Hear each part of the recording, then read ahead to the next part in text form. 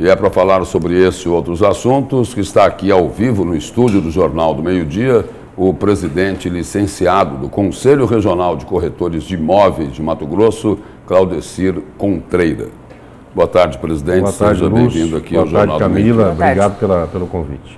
Presidente, a exemplo do prefeito Emanuel Pinheiro, que insiste no empacado VLT, que foi enterrado pelo governador Mauro Mendes, que preferiu o modal do BRT, o Conselho aí dos Corretores de Imóveis também vai entrar na justiça contra o governo do Estado? Não tenha nenhuma dúvida disso, porque eu vou falar de forma muito resumida, muito objetiva.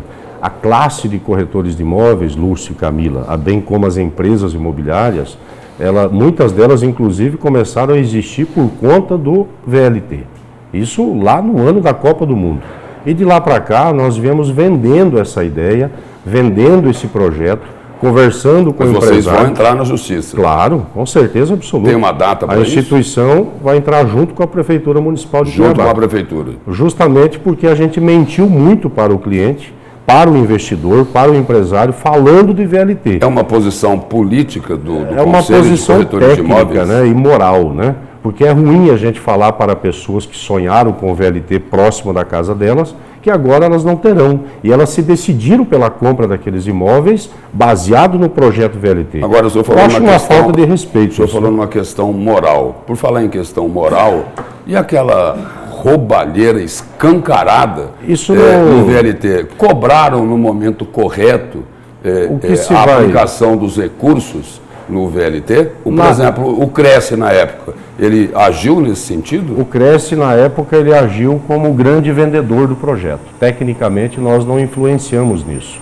É o CREA que cuida da parte técnica, E o Cresce, através de seus corretores, da parte comercial. A gente sabe que houve corrupção, todo mundo sabe disso, porém nós também sabemos que hoje tem um barracão lá de 10 mil metros quadrados, com muitos equipamentos, todos os vagões aí em perfeito funcionamento, e a nossa pergunta é por que não concluir isso se o valor do BRT condiz com o valor que terminaria com o VLT, acabaria com a obra, finalizaria a obra. Então essa é uma dúvida que eu acho que a sociedade de Mato Grosso, não só o Cresce, cada morador de Cuiabá e Várzea Grande, principalmente, merecia saber desses detalhes. E não houve isso. O governador não foi em nenhuma das reuniões que nós participamos, não mandou nenhum representante. Então a gente entende que é um desrespeito.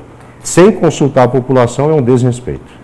Presidente, e no caso, se for realmente o início das obras do BRT já está até programado, há um acordo sobre isso, haverá um prejuízo grande para a classe? O senhor disse que vocês foram taxados como mentirosos, mas na verdade toda a população foi muito enganada com essa questão, Então, de fato, a troca, porque nós sabemos que o BRT vai até abarcar uma maior quantidade ali de ruas, avenidas. O senhor não vê algo positivo também nesse outro projeto? Olha, provavelmente tudo na vida tem o lado A e o lado B, Mas o que nós estamos dizendo aqui é que nós vendemos o projeto VLT e vendemos muitos imóveis em função do projeto VLT. Empresas fecharam as portas ou fizeram novos investimentos em função desse projeto. São inúmeros casos. Então, lógico que para o corretor profissional que na época atendeu essas pessoas, interessa muito que seja entregue aquilo que foi vendido. Agora, presidente, o governo, por exemplo, no caso o governo do Estado, que tem o poder de definir as políticas públicas, ele tem que se amarrar nesse tipo de questão. Por exemplo, o Cresce estava super bem intencionado ao defender o VLT lá atrás. Só que o seguinte, o governador do Estado não pode ser responsabilizado por toda aquela corrupção, porque ele chama o VLT de filhote da corrupção. E é em cima disso que ele alegou a necessidade de se mudar esse modal de transporte aqui para Cuiabá, porque tem muita gente hoje que defende o VLT, mas que não explicou ainda as denúncias que foram feitas lá atrás. É uma questão técnica do TCE, mas também cabe ao governador fazer a população entender. E essa humildade do governador nós não observamos. Ele se esquivou sempre. Todos os convites que foram feitos a ele das reuniões que nós participamos, ele não foi.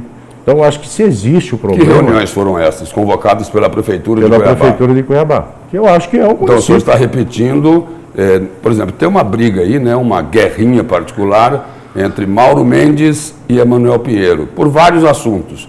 Um deles é essa polêmica do BRT e do VLT. O senhor está repetindo o discurso do prefeito de Cuiabá, Emanuel Pinheiro. Essa é a defesa que o senhor está fazendo. Esse é o meu discurso, não é o discurso do prefeito Emanuel. Não, eu estou dizendo, mas que pelo menos coincide com o discurso do prefeito Emanuel Pinheiro. Mas é o discurso do Cresce hoje, pensando novamente naquilo tudo que nós prometemos entregar para os compradores, para os empresários, para grandes condomínios que foram instalados em função desse projeto. Então, eu novamente insisto, carece sim de humildade e carece que o governador venha de forma pública, clara, muito clara, com audiências, convidando as entidades de classe, convidando o setor produtivo, para que o setor produtivo também fale sobre essa questão.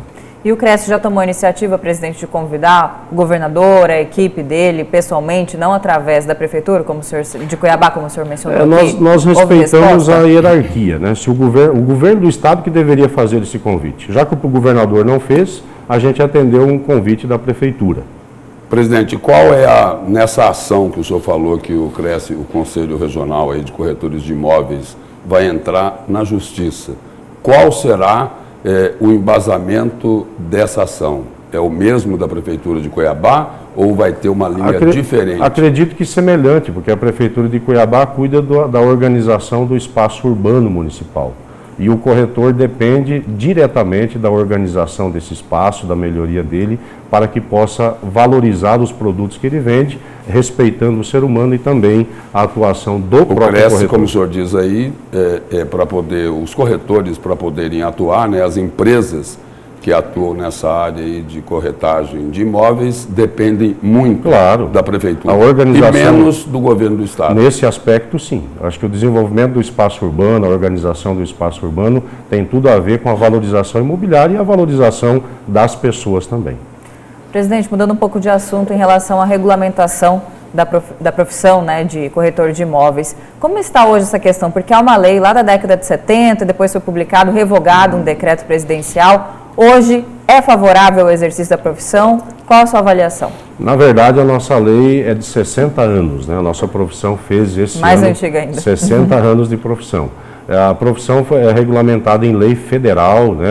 A última atualização nossa foi em 1979, carece de uma atualização, mas também carece de uma vigilância. Esse decreto 11.165, lançado no dia 9 de agosto último, ele nos tirava praticamente todos os direitos e abria um leque de possibilidades de venda por funcionários de condomínios, funcionários de corretor, de construtoras, né? Enfim, estaríamos 100% desprotegidos e principalmente a sociedade desprotegida. Porque nós temos que lembrar, Lúcio e Camila, que vender um imóvel não é como vender uma calça, uma camisa, né? Vender um imóvel é um negócio, acima de tudo, jurídico. E a sociedade tem que entender isso. Quanto do seu recurso, ou talvez o recurso de uma vida inteira, é depositado na compra de um imóvel. Então não é qualquer um, desculpe aí, não estou menosprezando ninguém, nem uma profissão, mas não é um simples funcionário de construtora, não é um simples guarda do condomínio, vigia, o síndico, que tem essa competência. Então o poder público tem que olhar isso com muito cuidado e cuidarmos, nós vigiarmos para que esse decreto não seja novamente posto forçado por algumas forças ocultas, né? Que infelizmente esse lobby existe e nós estamos aptos a derrubar novamente. Lembrando que esse decreto foi derrubado, foi revogado no dia seguinte, através de um reconhecimento público do equívoco do presidente Bolsonaro e foi revogado através do ato 11.167. Presidente, obrigado pela presença e pelas informações aqui no Jornal do Meio-Dia. Nessa questão, antes de agradecer e finalizá-los, também atrelado essa questão da venda do imóvel, está a questão habitacional do governo do estado ligada à MTPAR, né? Nesse momento, diz que 22 municípios estão com obras dentro do Casa Verde e Amarela faixa 2, com renda de 4 a 7 mil, e o corretor novamente não foi contemplado pelo edital dos 22 municípios e mais 38 na fila. Então ficou o nosso pedido ao secretário... É uma crítica ao governo também. Exatamente. Mais uma, fora o PRT, essa outra agora, é isso? O Rogério Galo, que é o secretário-chefe da Casa Civil, já recebeu o ofício e ele tem que nos responder por que é que a única profissão não contemplada na venda desses empreendimentos, que são milhões de reais, não foi atendida. Foi atendido o arquiteto, o pedreiro, o mestre de obra, né, o engenheiro, menos o corretor de imóveis. Então nós estamos também nessa luta, são 22 municípios hoje, mais 38 na fila, e com certeza absoluta eu espero que o governador entenda a legalidade e entenda que quem tem que vender é o corretor de imóveis.